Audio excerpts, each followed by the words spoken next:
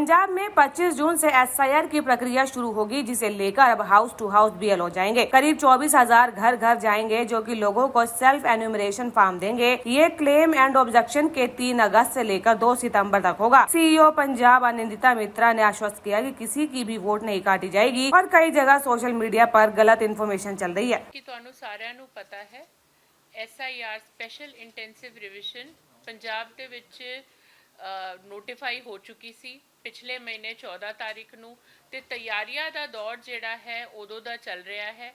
ਤਾਂ house to house enumeration ਦਾ phase ਜਿਹੜਾ ਸਭ ਤੋਂ ਪਹਿਲੇ ਦਾ ਫੇਜ਼ ਹੈ 25 ਜੂਨ ਤੋਂ ਲੈ ਕੇ 24 ਜੁਲਾਈ ਤੱਕ ਚੱਲਣਾ ਹੈ, ਉਹ ਕੱਲ ਸ਼ੁਰੂ ਹੋ ਰਿਹਾ ਹੈਗਾ।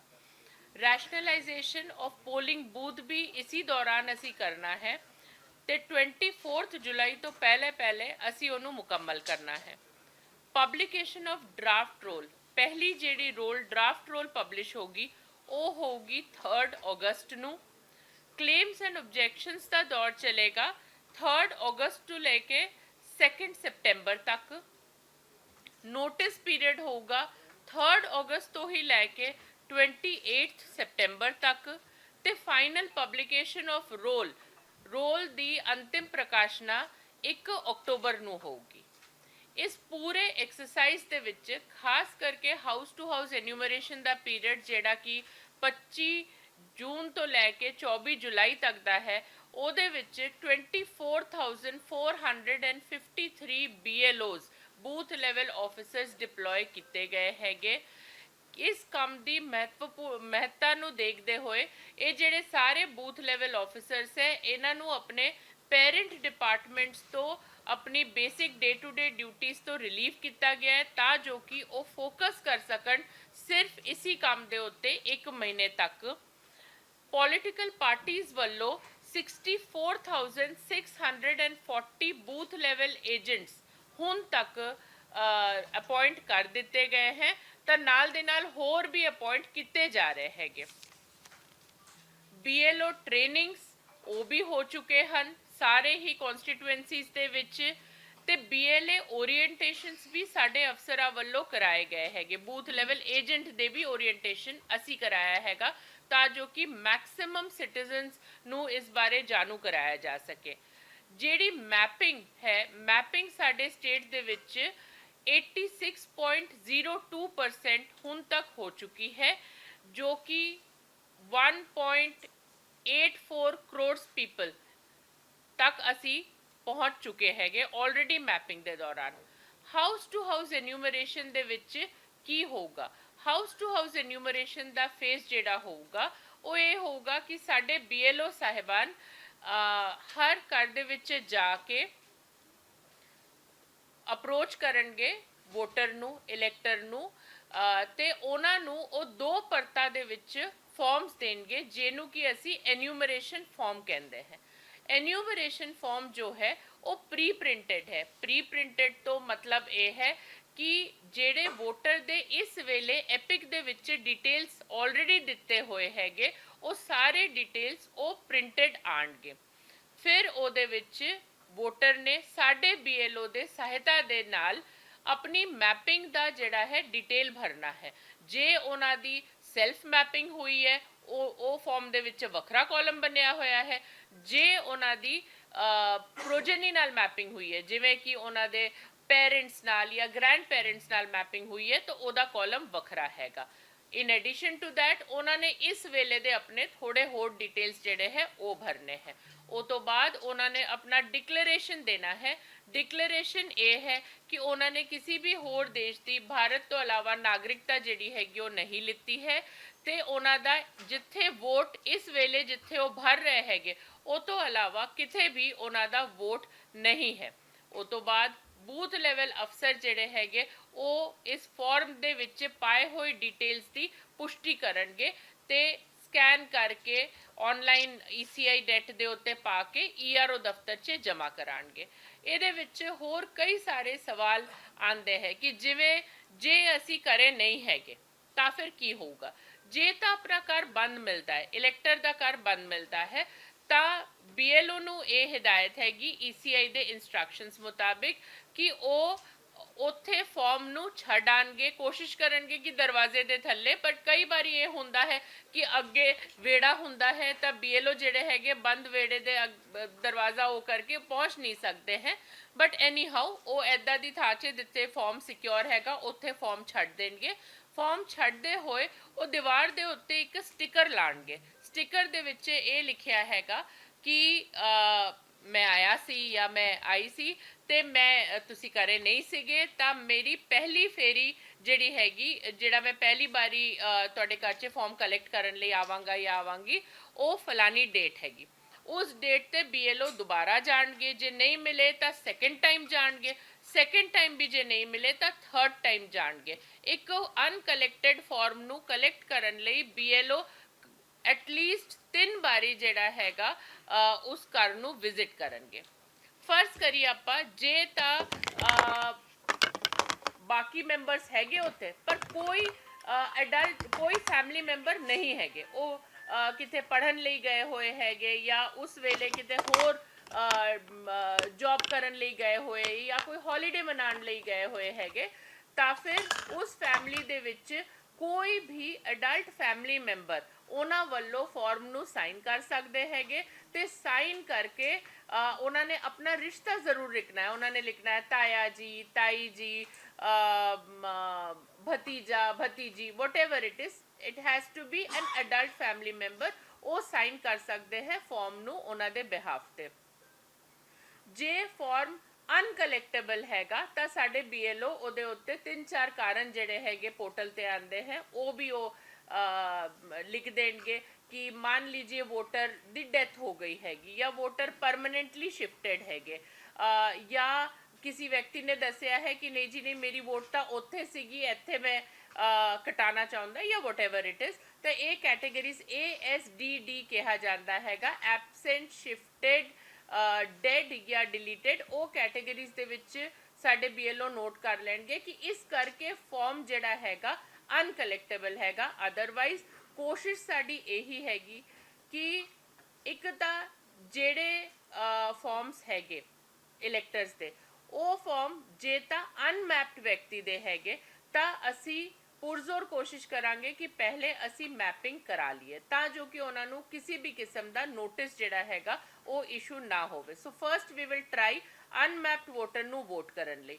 ਜੇ ਤਾਂ ਮੈਪਡ ਵੋਟਰ ਹੈ ਲੇਕਿਨ ਉਹਨਾਂ ਦੀ ਕੋਈ ਲੌਜੀਕਲ ਡਿਸਕ੍ਰਿਪੈਂਸੀ ਸਿਸਟਮ ਨੇ ਫਲੈਗ ਕੀਤੀ ਹੈ ਤਾਂ ਅਸੀਂ ਉੱਥੇ ਹੀ ਕੋਸ਼ਿਸ਼ ਕਰਾਂਗੇ ਕਿ ਉਹਨਾਂ ਨਾਲ ਸਲਾਹ ਕਰਕੇ ਉਹਨਾਂ ਦੇ ਡਾਕੂਮੈਂਟਸ ਚੈੱਕ ਕਰਕੇ BLO ਕੋਲ ਪ੍ਰਾਵਧਾਨ ਆਊਗਾ। ਉਹ ਪ੍ਰਾਵਧਾਨ ਇਸ ਵੇਲੇ ਨਹੀਂ ਹੈ, ਉਹ ਕਲੇਮਸ ਐਂਡ ਆਬਜੈਕਸ਼ਨਸ ਦੇ ਫੇਜ਼ ਦੇ ਵਿੱਚ ਆਊਗਾ ਕਿ ਉਹ BLO ਲੈਟਰ ਜਿਹੜਾ ਹੈਗਾ ਅਪਲੋਡ ਕਰ ਸਕਦੇ ਹੈ ਕਿ ਮੇਰੀ ਸੰਤੁਸ਼ਟੀ ਹੈਗੀ, ਮੈਂ ਦੇਖ ਲਿਆ ਹੈਗਾ, ਇਹਨਾਂ ਦੀ logical ਡਿਸਕ੍ਰਿਪੈਂਸੀ is just an error. ਫਰਜ਼ ਕਰੀਏ 2003 ਦੇ ਲਿਸਟ ਦੇ ਵਿੱਚ ਉਹਨਾਂ ਦਾ ਨਾਂ ਦਾ ਸਪੈਲਿੰਗ ਦੂਜਾ ਸੀਗਾ ਤੇ ਹੁਣ ਨਾਂ ਦਾ ਸਪੈਲਿੰਗ ਦੂਜਾ ਹੈਗਾ।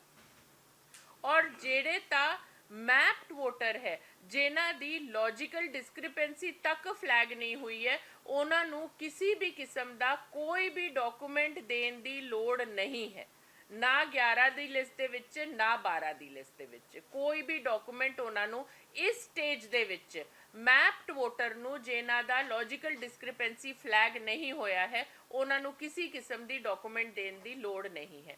ਇੱਕ ਬਹੁਤ ਜ਼ਿਆਦਾ ਚਰਚਾ ਚੱਲ ਰਹੀ ਹੈ, ਕਈ ਵਾਰੀ ਮੀਡੀਆ ਦੇ ਵਿੱਚ ਵੀ ਇੱਦਾਂ ਦੇ ਖਬਰਾਂ ਦੇਖਣ ਨੂੰ ਆਉਂਦੇ ਹੈ, ਉਸ ਸੰਬੰਧ 'ਚ ਮੈਂ ਬਰੀਫ ਕਰਨਾ ਚਾਹਾਂਗੀ ਕਿ ਅਨਮੈਪਡ ਬੰਦਾ ਰਹਿਣ ਕਰਕੇ ਉਹਨਾਂ ਦੀ ਵੋਟ ਕੱਟੀ ਜਾਊਗੀ, ਇਹ ਬਿਲਕੁਲ ਵੀ ਸਰਾਸਰ ਗਲਤ ਹੈ।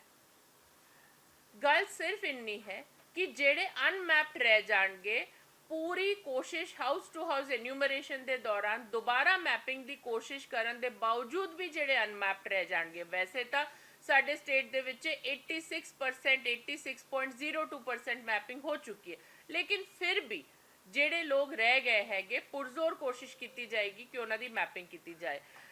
ਜੇ ਮੈਪਿੰਗ ਨਹੀਂ ਫਿਰ ਵੀ ਪੋਸੀਬਲ ਹੈ ਤਾਂ claims and objections and notice period ਦੇ ਫੇਜ਼ ਦੇ ਵਿੱਚ ERO ਸਾਹਿਬਾਨ ਉਹਨਾਂ ਨੂੰ ਨੋਟਿਸ ਦੇ ਕੇ ਡਾਕੂਮੈਂਟਸ ਮੰਗਵਾਉਣਗੇ ਕਿ ਤੁਸੀਂ ਪੁਸ਼ਟੀ ਕਰੋ, ਕਿਉਂ ਜੋ ਕਿ ਅਸੀਂ 2003 ਜਾਂ ਪਿਛਲੇ SIR 'ਚ ਜਿੱਥੇ ਤੁਸੀਂ ਸੀਗੇ ਉਸ ਚੀਜ਼ ਦੀ ਅਸੀਂ ਪੁਸ਼ਟੀ ਨਹੀਂ ਕਰ ਪਾ ਰਹੇ ਹਾਂ। ਇਹਦਾ ਮਤਲਬ ਇਹ ਨਹੀਂ ਹੈ ਕਿ ਉਹਨਾਂ ਦਾ 2003 'ਚ ਜਾਂ ਪਿਛਲੇ SIR 'ਚ ਵੋਟ ਨਹੀਂ ਸੀਗੀ। ਹੋ ਸਕਦਾ ਹੈ ਕਿ ਸਾਡੇ ਐਫਰਟਸ ਦੇ ਬਾਵਜੂਦ ਵੀ ਅਸੀਂ ਲੋਕੇਟ ਨਹੀਂ ਕਰ ਸਕੇ ਹੈਗੇ। ਸੋ ਅਨਮੈਪਡ ਹੋਣ ਦਾ ਵੋਟ ਕੱਟਣ ਨਾਲ ਕੋਈ ਵੀ ਸੰਬੰਧ ਨਹੀਂ ਹੈ।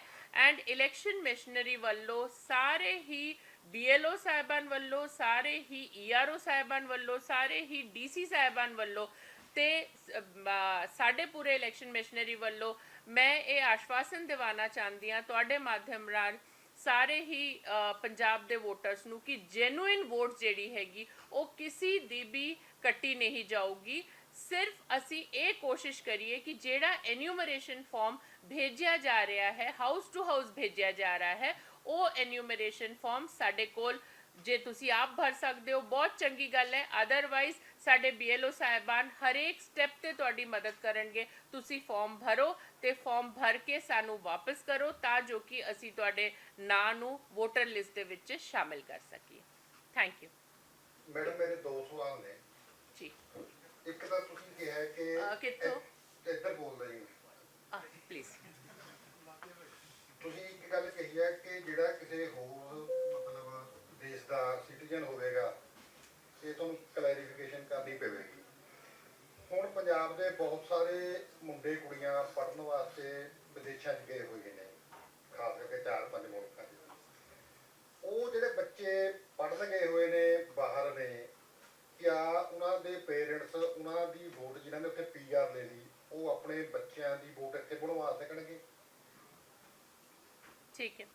So the simple definition of citizenship is कि किसी व्यक्ति ने जे इंडियन पासपोर्ट सरेंडर करते हुए किसी होर देश का पासपोर्ट ले लिया हैगा ਤਾਂ ਫਿਰ ਉਹਨਾਂ ਨੂੰ ਇੱਥੇ ਵੋਟ ਬਣਾਉਣ ਦਾ ਅਧਿਕਾਰ ਨਹੀਂ ਹੈ। ਅਦਰਵਾਈਜ਼ ਜੇ ਉੱਥੇ ਪੜ੍ਹਨ ਲਈ ਗਏ ਹੋਏ ਹੈਗੇ ਜਾਂ NRI ਹੈਗੇ ਜਿਨ੍ਹਾਂ ਨੂੰ ਅਸੀਂ ਆਮ ਤੌਰ ਤੇ NRI ਕਹਿ ਦਿੰਦੇ हैं कि वो बाहर रह रहे हैं लेकिन उन्होंने इंडियन पासपोर्ट हैगा ਉਹਨਾਂ ਕੋਲ, ਉਹਨਾਂ ਨੂੰ ਸਾਰਿਆਂ ਨੂੰ ਅਧਿਕਾਰ ਹੈ ਕਿ ਉਹ ਇੱਥੇ ਵੋਟ ਰੱਖਣਗੇ। ਮੈਡਮ ਇਹ ਐਕਸਟੈਂਸ਼ਨ ਹੈ, ਇਹਨਾਂ ਦੇ ਕੁਐਸਚਨ ਦੀ ਐਕਸਟੈਂਸ਼ਨ ਹੈ। ਬਹੁਤ ਸਾਰੇ NRIs ਤੋਂ ਇਹ ਐਪਰੀਹੈਂਸ਼ਨ ਹੈ ਕਿ ਉਹਨਾਂ ਦੀ ਵੋਟ ਵੀ ਲੀਕ ਹੋ ਜਾਏ। ਤੁਸੀਂ ਕਿਹਾ ਕਿ ਪਾਸਪੋਰਟ ਇੰਡੀਅਨ ਹੋਣਾ ਚਾਹੀਦਾ ਤੇ ਫਿਜ਼ੀਕਲੀ ਪ੍ਰੈਜ਼ੈਂਸ ਦੀ ਰਿਕੁਆਇਰਮੈਂਟ ਹੈਗੀ ਉਹਨਾਂ ਨੂੰ?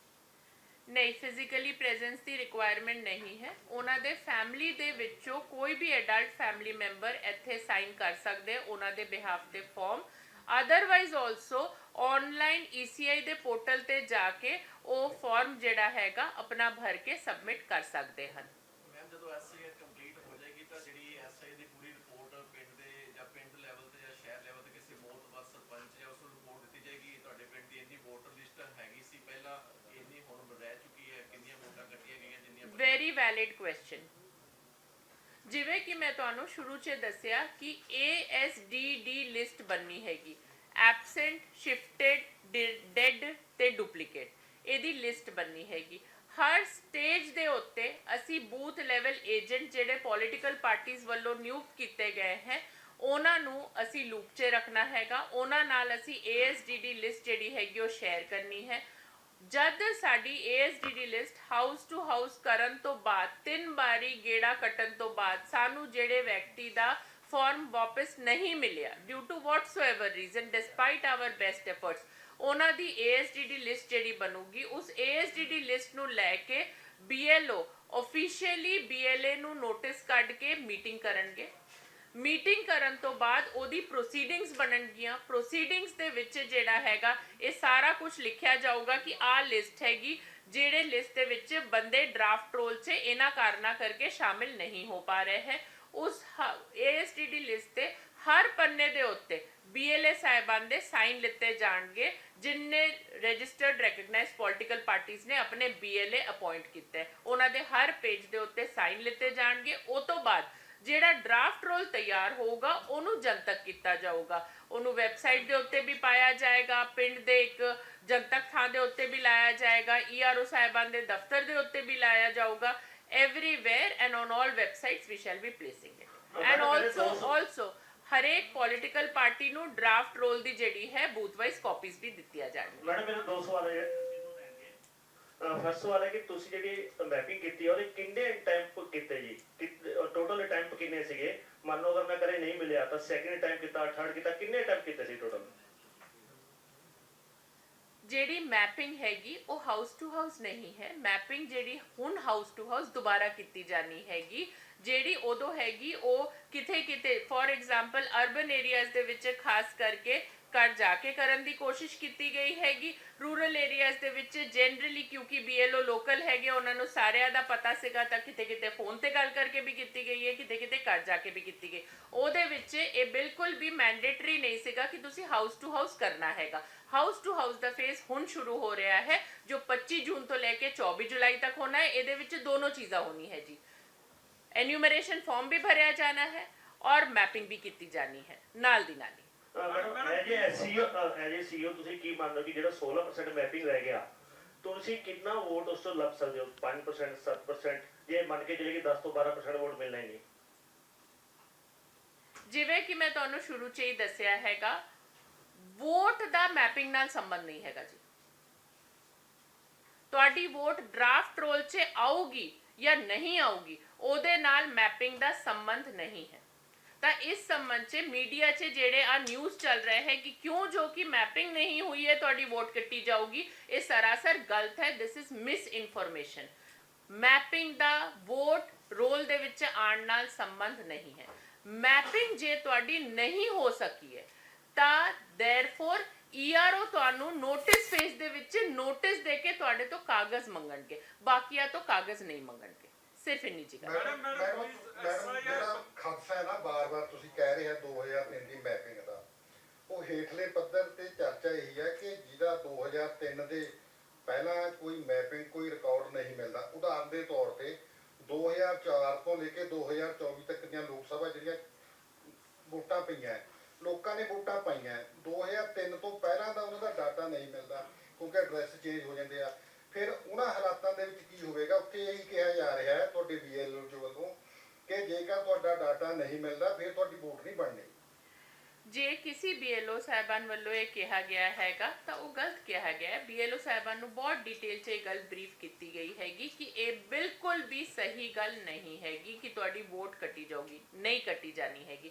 ਜੇ ਤੁਸੀਂ ਸਾਡੇ genuine voter ਹੋ, there is a list of 12 documents, ERO ਸਾਹਿਬਾਨ ਉਹਦੇ ਵਿੱਚੋਂ ਕੋਈ ਵੀ ਡਾਕੂਮੈਂਟ ਮੰਗ ਕੇ, ਉਹ ਬਾਅਦ ਵਾਲੇ ਫੇਸ 'ਚ ਹਾਊਸ ਟੂ ਹਾਊਸ ਐਨੂਮਰੇਸ਼ਨ ਤੋਂ ਬਾਅਦ ਜਿਹੜਾ 3 अगस्त ਤੋਂ ਲੈ ਕੇ 3 अगस्त से 28 सितंबर का जो फेज है, हाउस टू हाउस होने तो बाद उस फेज ਦੇ ਵਿੱਚ ਜਿਹੜੇ ਅਨਮੈਪਡ ਰਹਿਣਗੇ ਉਹਨਾਂ ਨੂੰ ਉਹ ਨੋਟਿਸ ਭੇਜਣਗੇ। ਨੋਟਿਸ ਭੇਜ ਕੇ ਉਹਨਾਂ ਤੋਂ ਉਹ ਡਾਕੂਮੈਂਟਸ ਜਿਹੜੇ ਹੈਗੇ ਉਹ ਕਲੈਕਟ ਕਰਨਗੇ। ਇਨਫੈਕਟ ਅਸੀਂ BLO ਸਾਹਿਬਾਨ ਨੂੰ ਇਹ ਹਿਦਾਇਤ ਕੀਤੀ ਹੈ ਔਰ ਅਸੀਂ ਕੰਟੀਨਿਊਸ ਇਸ ਮਹੀਨੇ ਦੇ ਦੌਰਾਨ ਕਰਦੇ ਰਵਾਂਗੇ ਕਿ ਡਿਸਪਾਈਟ ਆਵਰ ਬੈਸਟ ਐਫਰਟਸ ਜਿਹੜੇ ਅਨਮੈਪਡ ਰਹਿ ਜਾਣਗੇ ਉਹਨਾਂ ਨੂੰ ਅਸੀਂ ਦੱਸ ਦਈਏ ਕਿ ਆ ਜਿਹੜੇ ਡਾਕੂਮੈਂਟਸ ਹੈ ਤੁਸੀਂ ਆਪਣੇ ਇਸ ਮਹੀਨੇ ਦੇ ਦੌਰਾਨ ਤਿਆਰ ਰੱਖੋ, ਤਾਂ ਜੋ ਕਿ ਜਦ ਅਸੀਂ ਤੁਹਾਨੂੰ ਰਿਕੁਐਸਟ ਕਰੀਏ ਉਦੋਂ ਤੁਸੀਂ ਆਪਣੇ ਡਾਕੂਮੈਂਟ ਸਾਨੂੰ ਦੇ ਸਕੋ। ਡਾਕੂਮੈਂਟਸ ਕਿੱਦਾਂ ਦੇ ਹੈਗੇ? ਡਾਕੂਮੈਂਟਸ ਹੈਗੇ ਪਾਸਪੋਰਟ ਹੈਗਾ, ਬਰਥ ਸਰਟੀਫਿਕੇਟ ਹੈਗਾ,